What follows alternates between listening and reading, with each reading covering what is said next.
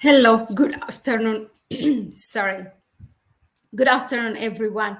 The coup in Niger, since it happened, now it's almost 3 weeks. ECOWAS has issued a sanction against Niger, and this sanction have been there for almost 3 weeks. Again, they have given Niger an ultimatum as soon as the coup has happened, and then the coup leaders, of course, did not bow.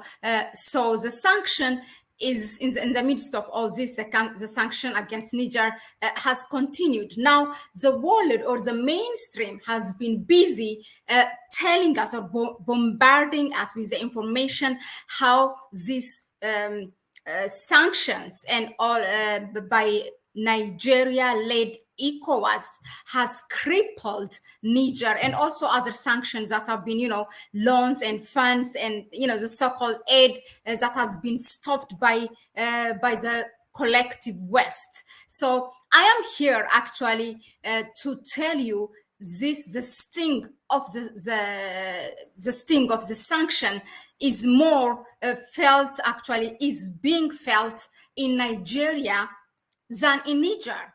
And I will explain why I say that. Look at this. Allow me to share with you slides while I talk about this. Now, the economy, first of all, what we have to know is Nigeria has it shares, it has neighboring countries that Nigeria shares its borders, but the border that it shares with Niger is the longest. So it shares around 1,600 kilometers, and more than 75% of its export happens through these borders, with these borders that it's sharing with Niger. Now, if we look at the trade between Nigeria and Niger alone, actually, we would see it's about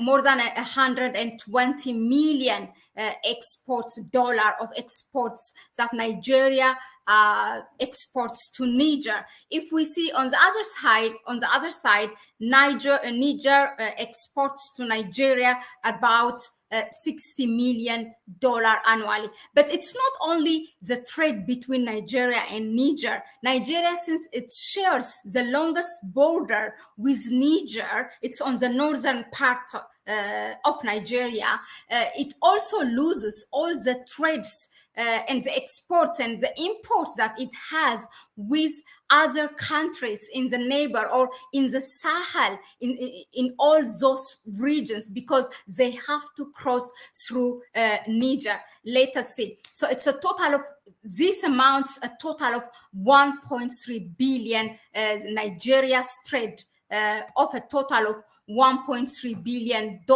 is actually at risk. Not only this, look at this, the trucks also, since now the border is closed, there's a border closure, the trucks cannot go through Niger. It's closed, and they have to use another route, which makes it longer, more money, more time as well.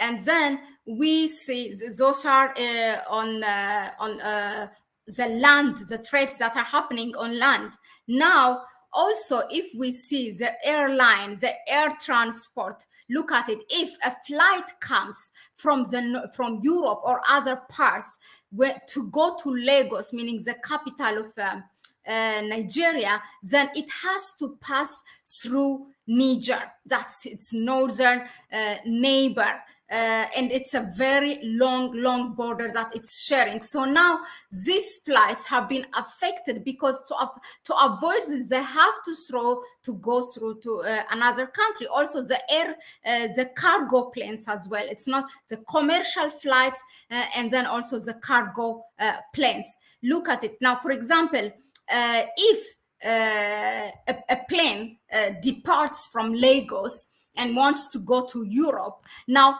it used to go upward north through Niger, which was shorter. Now it has to use neighboring countries like Mali and Burkina Faso. Now these countries, if they go on war, there's going to be also another closure of borders and airspace.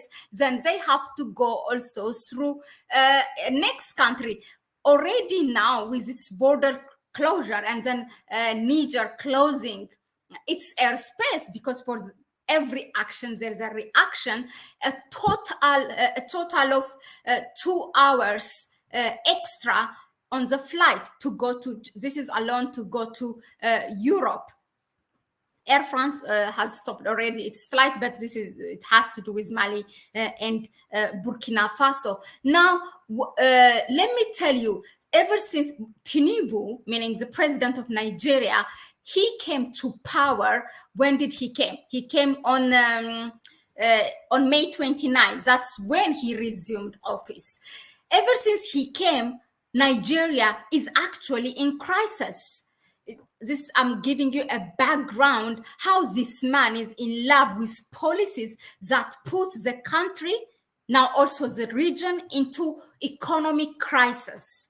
Okay, now when he came, what he did is he removed the petrol subsidy of Nigeria, the fuel subsidy. This has, of course, made the country to go to an economic crisis. Why? Let's see.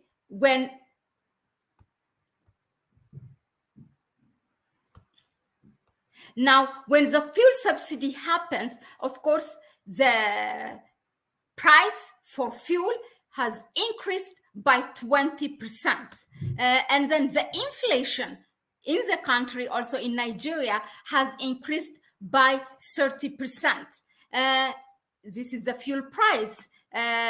Now, what we are seeing is also a lot of oppositions ever since Tinubu came to power. And then the transportation cost as well. Imagine that you wake up, all of a sudden, the transport price, maybe you were paying, this is actually an evidence-backed example, a 200 naira transport, you used to pay a 200 naira to go to your work. Now you are paying a 500 naira. And then this, when researchers made analysis on this, actually 80% of, there's no salary increment, then 80% of their salaries goes to their transport. And as a result, what happened is people have withdrawn from, they have resigned their job, businesses have stopped. So fuel is actually, it's a bloodline, as they call it, the bloodline of Nigeria's economy. But in the meantime, the Tinubu-led government tells you that it has saved this and that money, but it has really put the country into crisis. So it's not the first time now that Tinubu comes, meaning the Nigeria-Led-Ecowas is putting this sanction, and as if it's only affecting Niger, but at large, the Nigerians, the business people in Nigeria are affected. He's putting the $1.3 billion trade at risk, because not only the trade with Niger, but also the trade with other neighboring countries, because they have to cross through Niger. As I said, they share around 1,600 kilometers. All their trades, and it covers more than 70% of their export of Nigeria happens through this route, both on land, now in the airspace as well, it is affected. So this is why I am saying the sting of the sanction is actually more being felt by Nigeria than Niger. Now, what are the impacts in general of this sanction? First of all, when this sanction happens, Nigeria felt, okay, there's an economic crisis, but also they are pushing Niger and the Niger government, the coup leaders, to go more to, to incline to Russia, to the other bloc, to the other power bloc. That's what going, and then you blame them for that. It's not about, winning election, which Tinubu came to power actually controversially. It's not about only winning election. It's about also leading your people into development. I mean, socially, culturally, economically, in every way. It's not creating chaos that brings problem and crisis to the country, and then also with the region, with the neighboring countries. So this is, I just wanted to reflect on the sanction, because the mainstream is bombarding us with the information how this is crippling Niger. But no, there's the other part that they're not telling us. This is also felt in Nigeria. So many Nigerians go to each platform that is reported about the coup in Niger. You will see Nigerians writing in the comment section how this is affecting their country. You go to the social media, you see it. So anyway, fam, that was it for today. I just wanted to reflect on this sanction part. Let me know what you think. So this is why I said, who is actually sanctioning who? It's the Nigeria-Led-Ecowas sanctioning Niger, or is Nigeria sanctioning itself? Let me hear in the comment section.